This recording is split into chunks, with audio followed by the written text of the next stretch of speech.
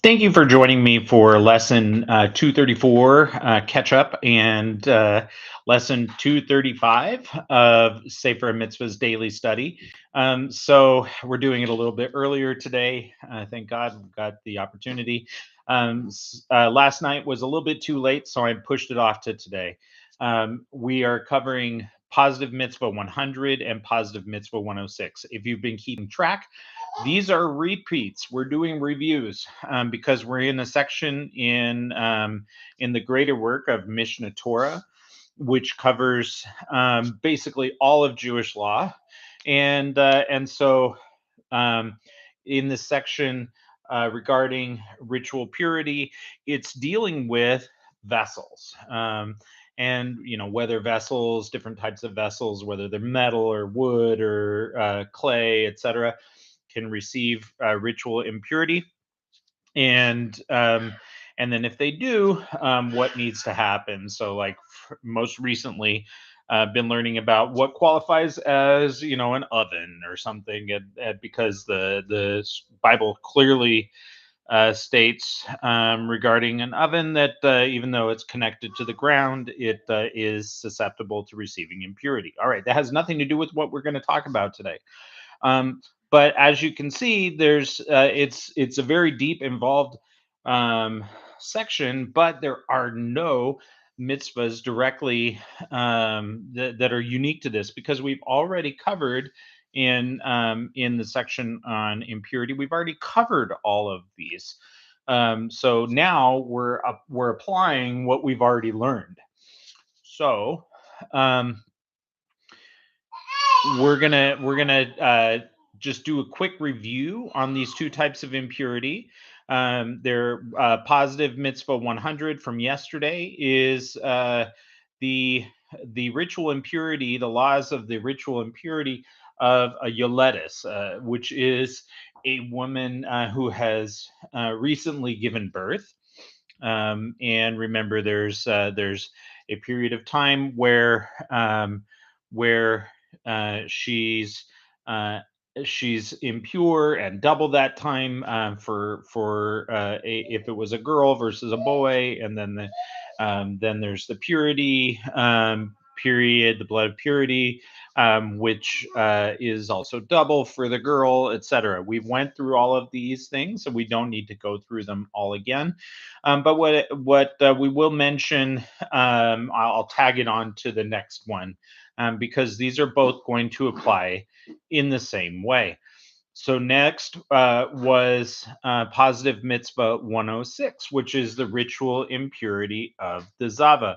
A zavah is someone, a woman who has an unnatural flow from her reproductive organs, and that flow is coming not during the time of her regular period.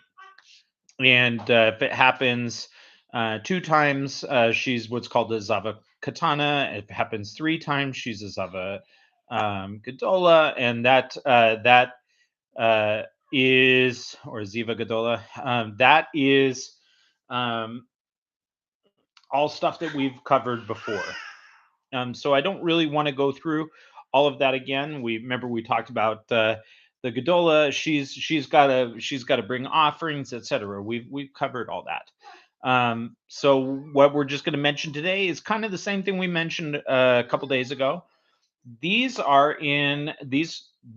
including the next one we're going to talk about tomorrow, are all included within a special category of uh, of of states of impurity, which fall under the heading of Mishkan Umoshav, and that means someone who sits and someone who lays down, and so not only do these ones have the ability to touch a vessel and get it to be here's a vessel right here, touch it, it's now impure, and I was in the status of uh one of these, hypothetically, I am not able physically to have these two specific types of impurity, but let's say I was of a similar status, which is an avhatuma, a source of impurity. And so if I came into contact with this, I'm transferring my being a source of impurity, and it's almost like one candle lighting another candle. I stay in Av Hatuma. My amount of Tuma is not decreased by touching this, but this now becomes an Av Hatuma. So now this little chip clip, because this is a useful vessel, it is now capable of passing on impurity to someone or something else. So this is obviously, dangerous when you want to remain pure, so that you can, for instance, go to the temple. So you have to be very careful. What are you touching? What are you sitting on? What are you laying on? And so the zavah and the yoledes, um, during those times of her impurity, she is able to pass on to useful vessels. She's able to pass on that ritual impurity, and that ritual impurity can um, affect different vessels, and different types of vessels, like metal, wood, clay. Different types of vessels may or may not be able to be purified after that. And so, how would you then deal with that situation? So, like, for instance, with a clay pot, we mentioned that a clay vessel there's no way to remove the impurity from it. So then the Torah says it has to be broken. And once something that is intended for a purpose is dismantled, then it is no longer that vessel anymore. So, like, a clay pot could be broken, for instance, and maybe you could write on it now, or something. But now those parts do not have the impurity. Where did it go? We don't know. It's gone. Um, uh, Matter, energy can't be created or destroyed, but impurity and impurity is a whole different thing. There's a whole different economy here.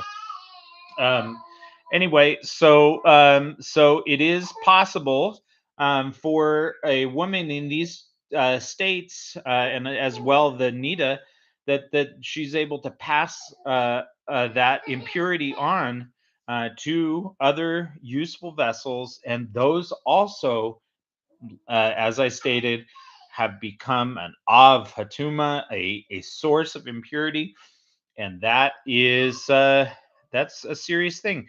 And it they stack too.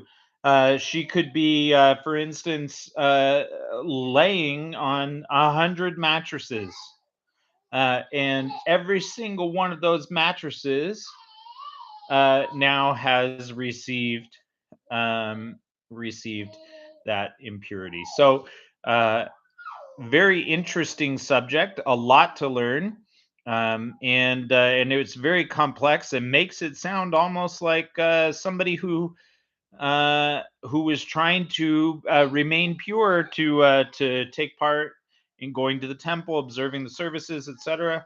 That it's like impossible, but it wasn't impossible. Everybody kind of had to be on their A game in order to remain in that state of purity. But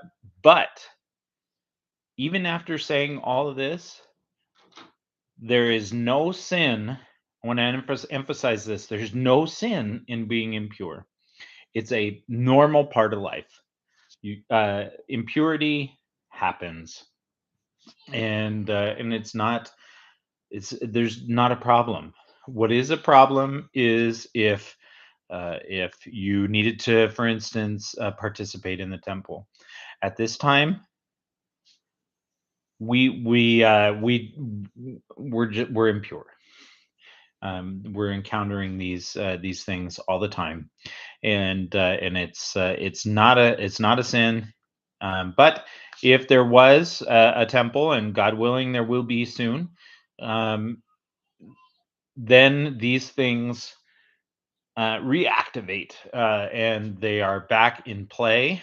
Um, it's not so much that they're not happening; it's that right now we just there's no reason for us to engage in all these things.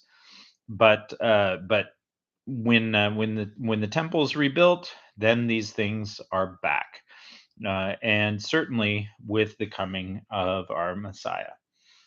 Contrary to what some people believe, the Messiah is actually coming back, and one of the things that he's going to do when the Messiah comes, if you believe he has come already, when he comes back, or if he hasn't come yet, okay, when he comes, depending on who's watching.